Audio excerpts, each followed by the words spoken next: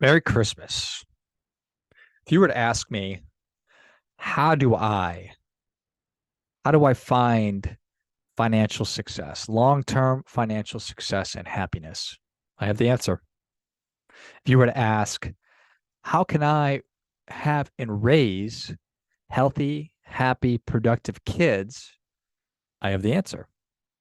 If you were to ask, how can I, little old me, have the greatest impact on the world? I have the answer to that as well. The good news is it's the same answer for all three questions. Are you ready? You get married and you stay married. That's the answer to all three of those questions. I bet you know. I bet you know how important two parents are in the life of a child. Do you know that? I guess I shouldn't be making assumptions. It's really, really an important thing to have two parents raising a child. And I bet you also know, sort of anecdotally, kind of offhand, that a lot of the problems that we're experiencing as a culture, as a society, are because of the breakdown in families. And if you didn't know that, well, now you know that. And I'm going to go through some numbers and statistics here in just a minute that are nothing short of really shocking. And I have known for a good while. And the impact that not having two parents raising a child has on that child. But actually digging in and looking at the statistics, it was shocking to me. It's like, oh my goodness, profound. So what got me thinking about this was there was an article in the Wall Street Journal that was talking about how married couples living together are 4 times wealthier than unmarried couples living together. Interesting. It's like, well, duh. It's kind of an obvious thing if you think about it. So what you're doing is you're telling me that people that are more serious about something are more successful. Then, some level, the answer to that question is yes. Now, I'm not talking about you. I'm not talking about any other individual person. What I'm talking about is the statistics and the numbers kind of in as a whole, because there are plenty of people out there, myself included, that was raised by a single parent and is still a happy and healthy and successful person. That's me. My folks split up when I was 5 years old. My mom raised me. Dad's been part of my life, certainly, but I was raised by a single mother. And I also want you to know where I'm coming from on all this, because I think that there are a lot of compelling reasons why it is that people are not getting married. Like, oh, I'm just not ready. It's I don't want to commit to that. I want flexibility. What if it doesn't work out? I totally get it. I totally get it.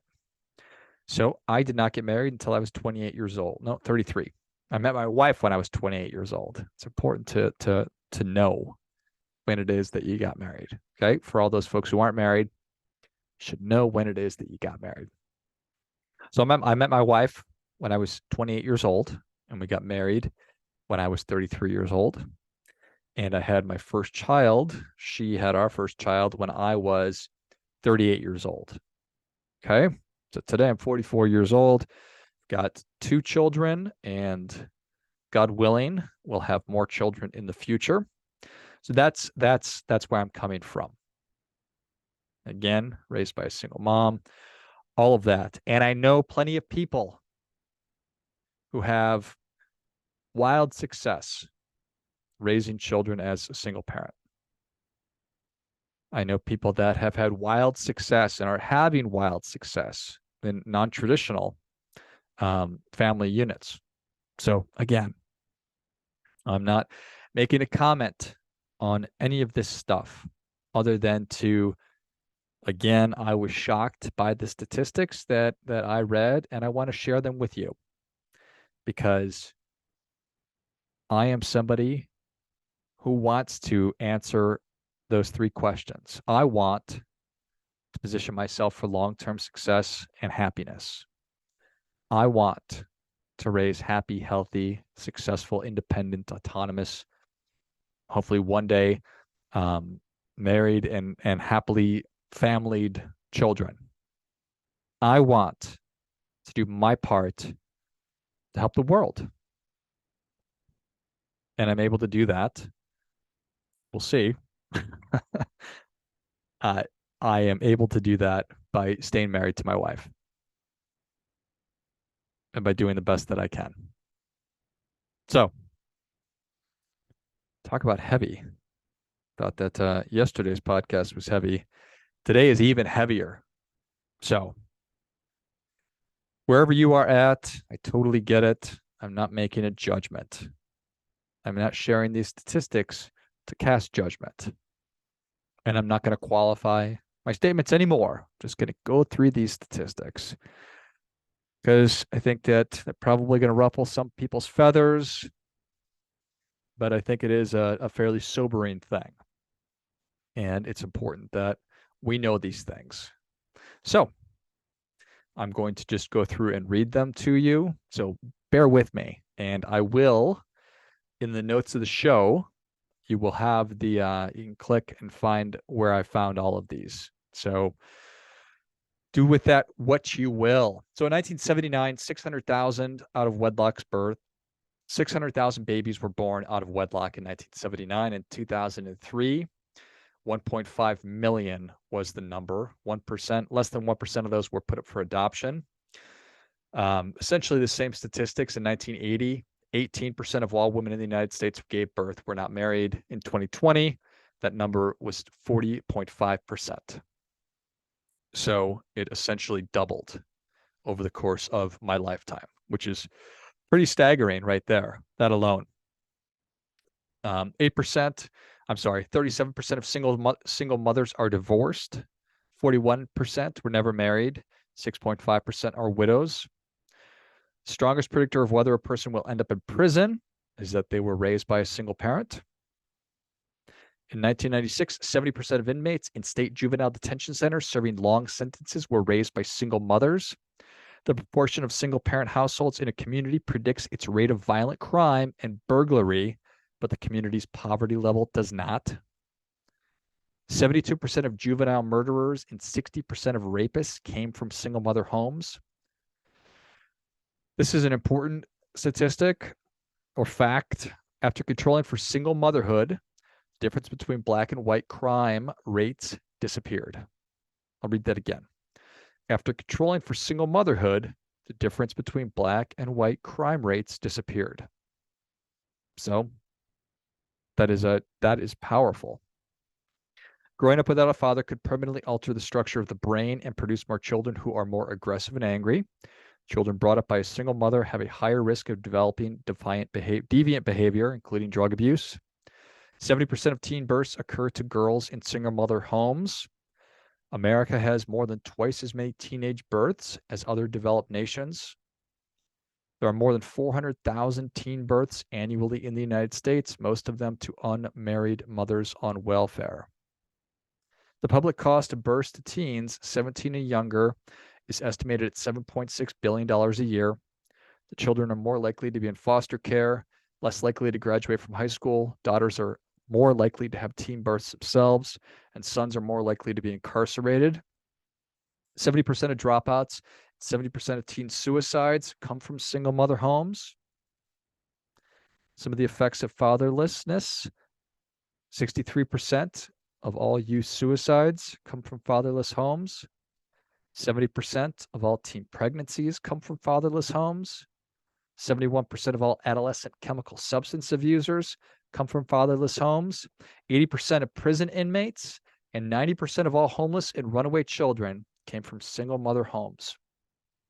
Children brought up in single mother homes are 5 times more likely to commit suicide, 9 times more likely to drop out of high school, 10 times more likely to abuse chemical substances, 14 times more likely to commit rape, 20 times more likely to end up in prison, 32 times more likely to run away from home.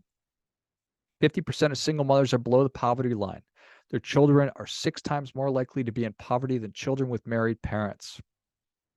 85% of homeless families are single mothers. 90% of welfare recipients are single mothers. There are 3 million single mothers in 1970 and 10 million in 2003. The long-term health effects of broken families were often devastating. Parental divorce during childhood emerged as the single strongest predictor of early death in adulthood. The grown children of divorced parents died almost 5 years earlier on average than children from intact families. The causes of death range from accidents and violence to cancer, heart attacks, and strokes. Parental breakups remain among the most traumatic and harmful effects or events for children. So it's difficult to read those, and I imagine shocking to hear them. It was shocking. It was shocking when I read them, and it's disturbing and shocking to read them again. So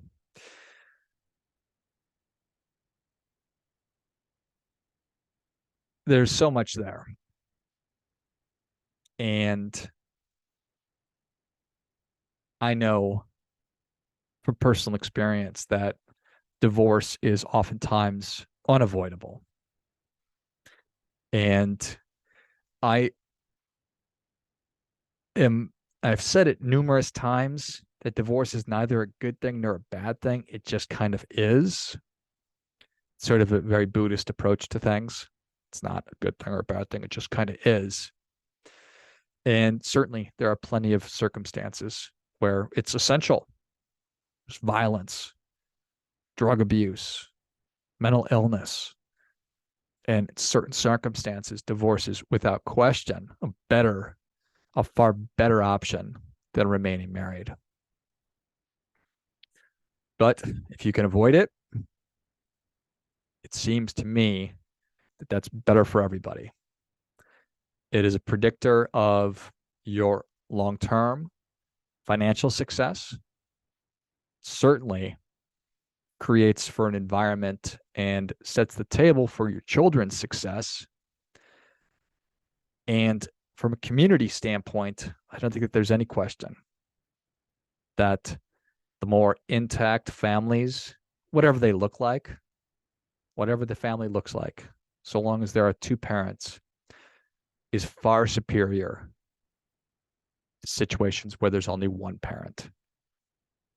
And I'm 100% confident and comfortable saying that if you just flip-flopped and it was single dads that were more commonly raising kids, that the numbers would be the same. So I'm not making any commentary on a man's ability or a woman's ability to raise a child better than the other. These are the statistics. This is what's been studied. This is the evidence that we have to work with. So as we are struggling as a society, as we're struggling as cities, states, cities, towns, neighborhoods, communities, households, to solve big problems in the world, there's an easy place to start. But it's not easy. Relationships are hard. Being a parent is hard. Being a husband is hard. Being a wife is hard. Being a mom is hard. Being a dad is hard. All really hard. And we can do hard things. And the more thoughtful we can be and make good decisions on the front end, and then tough decisions as we're going through, and when we made a commitment to be in a relationship. Well, we made a commitment to be in a relationship, to be married. we've made the even greater commitment to bring a child into the world,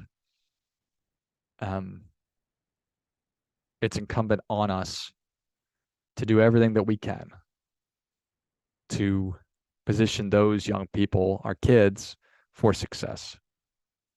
And if you're not somebody that has kids, but you have people in your family or in your community that have kids, recognize the importance of people around that child, that the parents have the support they need to be successful.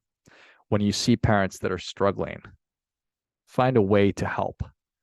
Obviously, without inserting yourself in a negative way or to be a pest or a burden, but provide the support that you can. So the more that we can strengthen our households, we strengthen our communities, that's the way out of this problem from my perspective. And these statistics and these numbers support that 100%. That the stronger we can make our households and our communities, the better it's going to be for everybody. So, some light, except not light at all, Christmas wishes. I hope that you, if you are celebrating Christmas, Merry Christmas to you. If you are not somebody who's celebrating Christmas, you could still have a Merry Christmas also. Just enjoy your day and recognize the extremely, extremely important commitment, the extremely important responsibility and role that being a parent in today's world right now has and will have in the future. And remember, you do your part by doing your best.